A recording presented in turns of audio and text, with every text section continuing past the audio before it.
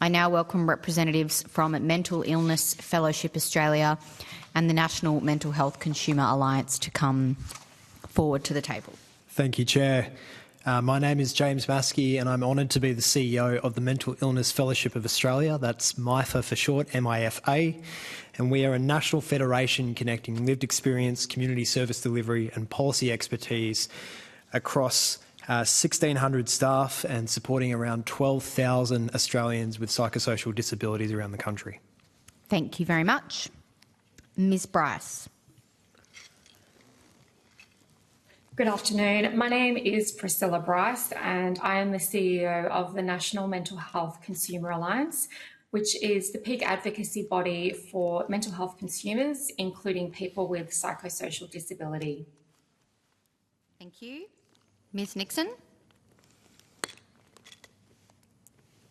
Good afternoon. My name is Jennifer Nixon and I'm here as the National Policy and Research Manager with the National Mental Health Consumer Alliance.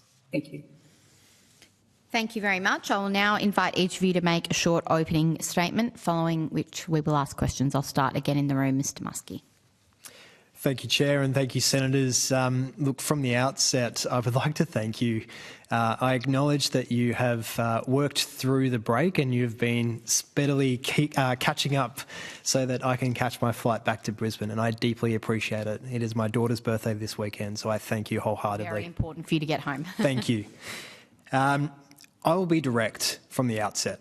We cannot support this bill passing in its current form. I will say that clearly and unequivocally.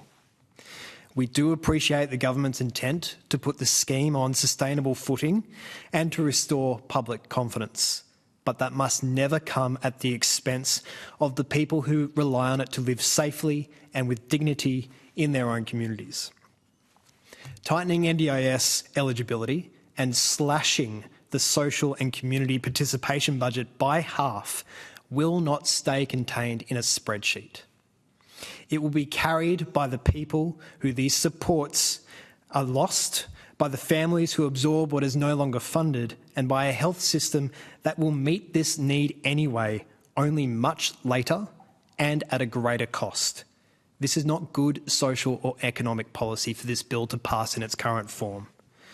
This committee's interim report surfaced real gaps and made strong recommendations to improve this bill, but real harm remains unaddressed. The 50% cut to the community participation funding still starts later this year, with no impact assessment required beforehand and no guarantee that it is safe for the people who rely on it most. The result is plain. People with psychosocial disability will pay the price for a reform that this country is not ready to make. Community participation support is not a lifestyle extra. The Disability Royal Commission found that violence, abuse, neglect and exploitation are less likely to happen to people who are seen, known and connected. Take away these supports that keep someone visible and you take away their protection. One of our member organisations delivering NDIS services told me directly this week a man they support hadn't left his house in months. A support worker kept visiting, talking with him through the door until one day he opened it. Months later, he stepped outside and eventually he walked into their office himself. Now, this is what that line item in a budget actually is. It's medication checked. It's a fridge with food in it. It's a bill paid on time. Someone who noticed before a challenge or a crisis becomes an emergency. So community and participation supports exist for a reason, and we urge this committee to exercise its leadership to recommend to government that these supports be preserved and not used to balance a budget. This bill is also not happening in a vacuum. At the same time, state, territory and Commonwealth governments negotiate the next National Mental Health and Suicide Prevention Agreement. At this same time, 500,000 people and a further 900,000 family members, kin and carers are already missing out on the psychosocial supports that they need to stay well and live in their communities outside of the NDIS.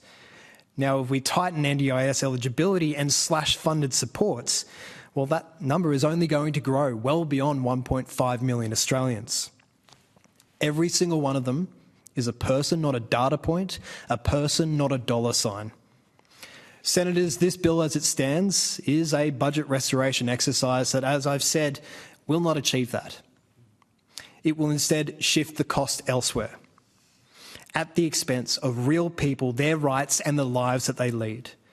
This is not the Australia that we should be building in 2026. We can and must do better, and this Parliament has the opportunity before it to do better. We're not here to obstruct reform. We're here to advocate on behalf of those that this bill would have the most consequence upon. Thank you very much, and I'm happy to accept questions.